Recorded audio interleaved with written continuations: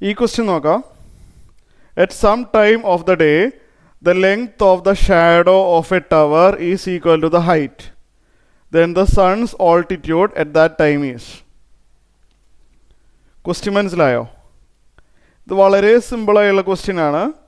Applications of trigonometry ആണ് ഇവിടെ വരുന്നത്. ഇവിടെ ഒരു ബിൽഡിംഗ് ഉണ്ട്. ഇതൊരു ബിൽഡിംഗ് ആണ്. ഇത് ഗ്രൗണ്ടാണ്. ഇതൊരു ബിൽഡിംഗ് ആണ്.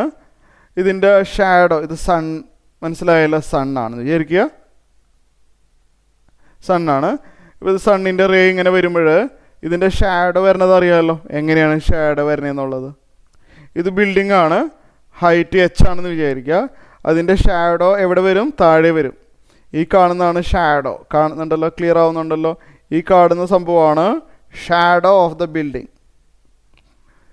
ഓക്കെ ആണല്ലോ. അതും എന്താണ്? ബിൽഡിങ്ങിൻ്റെ ഹൈറ്റ് തന്നെയാണ്, എച്ച് തന്നെയാണെന്നാണ് ക്വസ്റ്റ്യൻ പറയുന്നത്.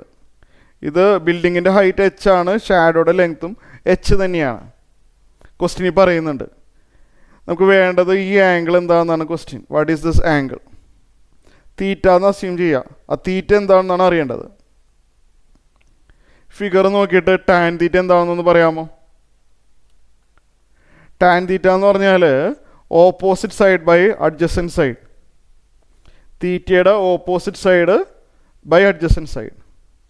H by h, correct. H by h ആണ് 1.